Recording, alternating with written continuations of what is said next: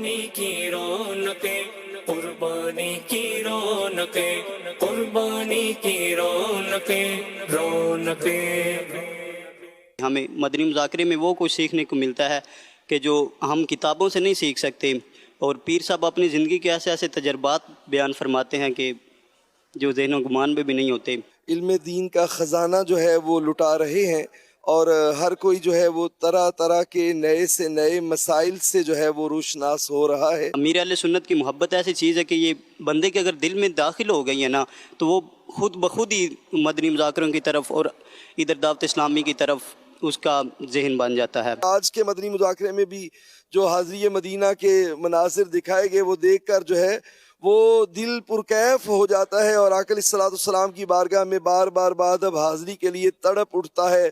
خانہ کعبہ کے طواف اور صفا و مروہ کی سعی، اور جو ہے وہ میدان عرفات، مزدلفہ اور منا شریف کی حاضری کے لیے مناظر ہیں، دیکھ کر جو ہے وہ بندے کا دل جو ہے وہ تڑپ اٹھتا ہے کہ میں فوراً پہنچ جاؤں۔ ہمارے آنسو بہہ گئے کہ مدینہ آئے کی یاد ہے جی۔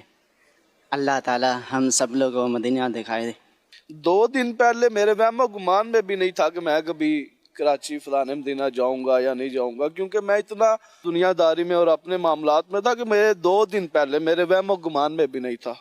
بس بابا نے مجھے اتوار کو شام کو کہا کہ معاذ جاب سے چھٹی لو اور چلیں۔ نیچے خصوصی مدنی مذاکرے میں امیر سنت نے بکس وغیرہ تقسیم کری نا، تو اس میں کہا گیا ہے کہ 92 ڈیز کے اگر آپ کے مدنی کام جو ہوتے ہیں تو وہ مجھے تو پورے یاد ہی نہیں تھے، 3-4 یاد تھے کہ ہفتہ وار اجتماع اور اپنا چوک درس اور مسجد درس یہ۔ تو میں نے اس کے بعد نیت کری کہ اگر میں بھی اس طرح ہوتا تو میں بھی یعنی کہ امیر سنت سے بک لینے کی سعادت حاصل کر لیتا۔ تو میں انشاءاللہ نیت کرتا ہوں کہ 12 مدنی کام بھی کروں گا انشاءاللہ، اور مدنی مذاکرہ اور ہفتہ وار اجتماع میں شرکت کروں گا۔ امیر اہل سنت ہمیں گوشت کے بارے میں بتاتے ہیں کہ سری پائے یا دم وغیرہ گوشت کے حصے، ہم جب اس کو دیکھتے تھے کہ یہ آوارہ پڑے ہوئے تو ہم یہ سمجھتے تھے کہ یہ حلال ہی نہیں ہے۔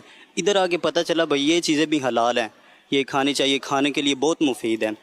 اور ان کا جو اخلاص ہے نا، حقیقت پہلے ہم بھائی سنتے تھے کہ فیضان مدینہ میں آئیں واقعی لوگوں کے دل بدلتے ہیں، لیکن جب سائے میں واقعی دیکھا ہے کہ عشق مصطفیٰ میں لوگ کیسے رو رہے ہیں مدینے کی یاد میں، فیضان مدینہ اس کو کہتے ہیں، مدینے کا واقعی ادھر فیضان بڑھتا ہے۔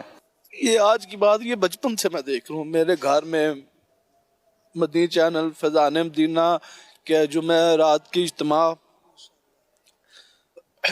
مجھے یاد ہے میں نے اتنی عمر میں اجتماع پہ والد صاحب کے ساتھ فیضان مدینہ جاتا تھا کہ میں واپسی پہ مجھے سوئے ہوئے کو کندھوں پہ اٹھا کے لاتے تھے۔ مرشد کیا تربیت کا انداز، یہ تو مجھے بچپن سے پتا ہے۔ جی یہی اچھی نیت انشاءاللہ کی ہوئی ہے کہ اپنے شعبے میں، بالخصوص شعبہ تعلیم میں انشاءاللہ اسٹوڈنٹس میں، ٹیچرز میں، پروفیسرز میں، بچوں میں، بڑوں میں جو ہے اس کے لیے انشاءاللہ کاوش ہوگی۔ واقعی اگر جو دین سے دور ہے اور دین کے قریب ہونا چاہتا ہے، حضور کی محبت اس کے دل میں بس جائے، وہ یہ ہے کہ لازمی زندگی میں ممکن ہو تو ایک دفعہ ضرور فیضان مدینہ میں آئے۔ بچپن سے لے کے میٹرک تک میری کوئی نماز مس نہیں ہوئی۔ میری ہوش کے بعد دعوت اسلامی کے اجتماع ہوئے، میرے بابا نے مجھے کندھوں پہ بھی اٹھا کے وہ اجتماع اٹینڈ کروائے، لیکن پھر دنیا میں اتنا بھٹک گیا کہ سمجھ ہی نہیں آئی۔ میں آج ادھر آیا ہوں، مجھے نہیں پتا یہ تاثرات کیسے دینے ہیں کیسے نہیں دینے۔ میرا بس اتنا کہ مرشد نظر کر دے میرے پہ، مرشد کی نظر ہو جائے بس۔ ابھی دعا کے بعد مرشد نے ایسے کیا،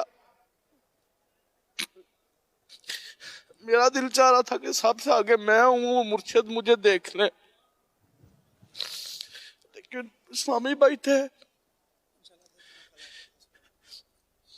میرا ادھر آنے کا مقصد یہ ہے، نظر کرم کر رہے، بس شکریہ۔